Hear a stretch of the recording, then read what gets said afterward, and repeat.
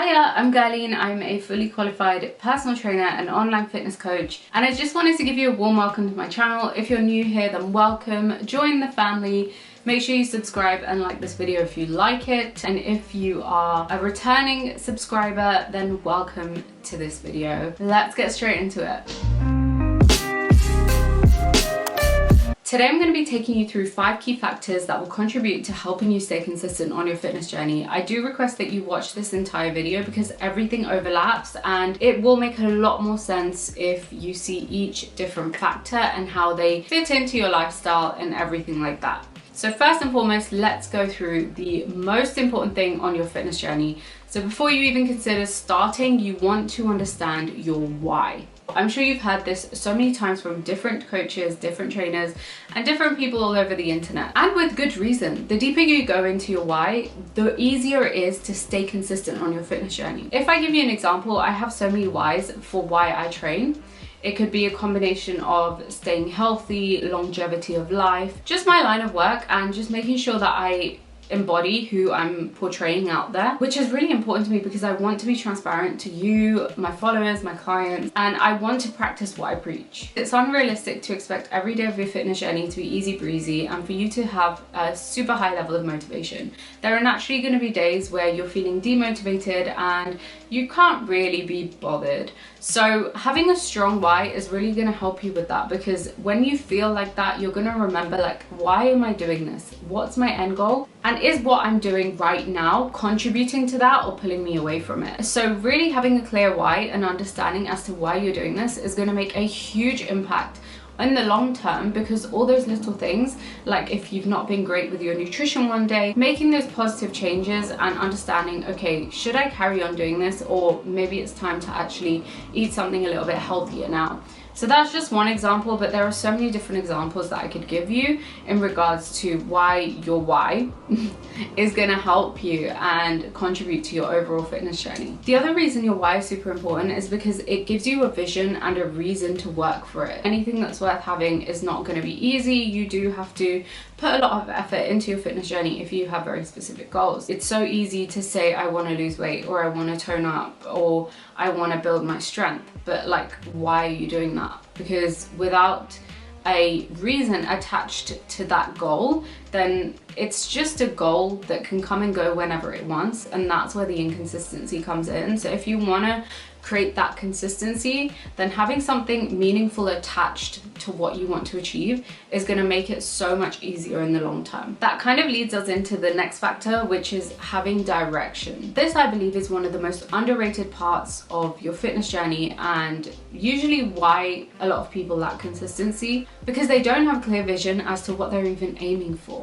So what are you even working towards if you don't even know what you're aiming for? Having that clear vision helps you understand where you're going and what you're supposed to be achieving at each stage. The way that I work with my clients is we have our program, let's say 16 weeks, and at each stage of the program, they know exactly what they're achieving. If we take this same example into what you're trying to achieve on your fitness journey, maybe that's burning fat, losing weight, or building muscle. Just because you're going fast or just because you're doing the work in the gym doesn't mean that you're going to achieve the exact goals that you want to achieve. So it's really important to make sure that the efforts that you are putting in are aimed exactly towards the direction that you want to go in. And by doing this, you're ensuring that you won't coast, because you know exactly what you should be achieving at each stage of your journey. And if you're not achieving those things, then you can reevaluate and assess the situation and change things according to what you actually should be achieving. Maybe adjusting your calories, maybe adjusting your training, maybe adjusting your rehab and rest, etc. So there are so many different things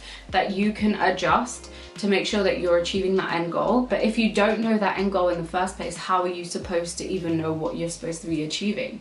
If that makes sense. Ultimately, having direction is so important because it's going to help you get to the right destination. Like if you're just working out and hoping for the best, unfortunately that can lead a lot of room for error. Maybe in the beginning you're doing the workouts that you shouldn't be doing. There's a time and space for everything, but not everything fits into every single part of your journey. So it's super important to understand that, and having direction is going to really clarify exactly what you should be doing to achieve your goals. This is one that a lot of people miss miss out, and it's convenience. I think convenience is so important because you want to make working out and eating healthy and everything else that's going to contribute towards your goals so easy that it seems silly not to do it. So if I give you a few examples, having your gym clothes ready so that you don't have to think about what am I going to wear to the gym, and having an extra option, maybe like a baggy t-shirt if you're not feeling great in your skin that day, having your meals prepped, having a gym that's either close to home or close to work. So making sure you have all of this in order so that your gym isn't like 45 minutes away and you're feeling super tired after work and now you have to make that long trek. It's going to make it a lot harder than it already is. And then if you're coming back from the gym and you're super hungry and there's nothing to eat, that's always going to make things a lot harder as well. Even before you go to the gym, you'll probably be thinking about that. The other thing to make it convenient is to make sure you're going to the gym at the time of day where you have the most energy. So if you're a morning person, use that. Ensure that you wake up and you hit the gym first, and that's going to make sure that you're feeling good because that's the time where you have the most energy. If you prefer to work out in the evening, maybe that's better for you, then do that. So create a routine that works with your lifestyle and your energy levels and how you feel. Maybe it means that you have a friend that goes in the evening, so you tag along with them because it's a lot easier, or they go in the morning. So whatever works for you, do that. The other really important thing is having realistic expectations for yourself.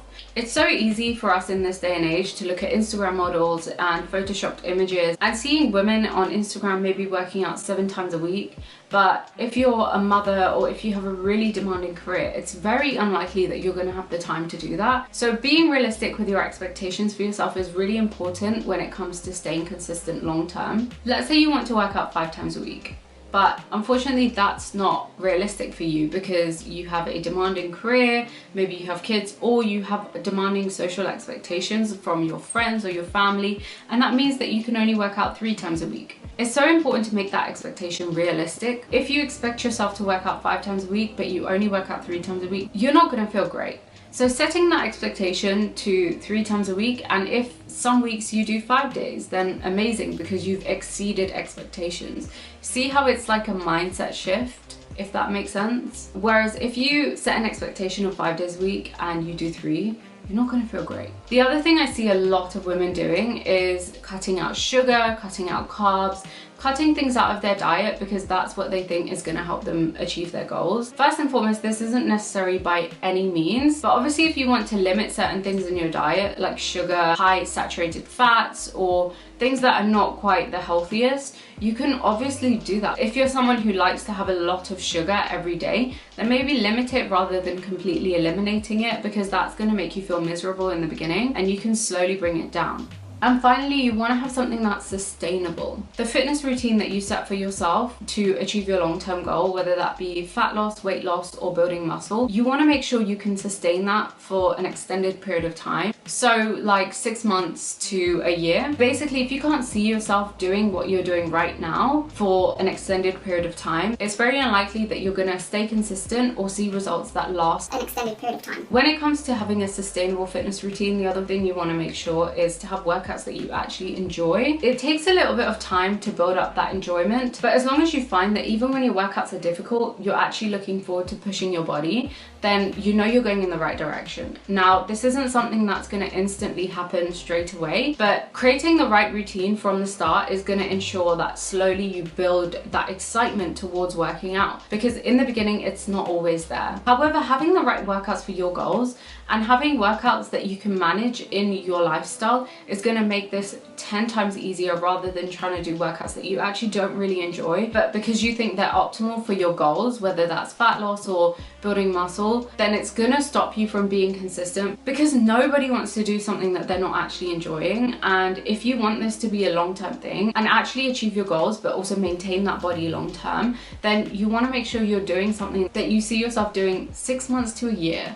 That's pretty much the main factors that I can think of right now to help you stay consistent on your fitness journey. Just remember, like, it's so important to do something that you enjoy. You want this journey to be as enjoyable as possible, I've made the mistake of doing something that's super intense and super crazy and not enjoyed it, and then ended up back at square one. A lot of my clients who have been in that position have come to me, and I've obviously helped them get out of it.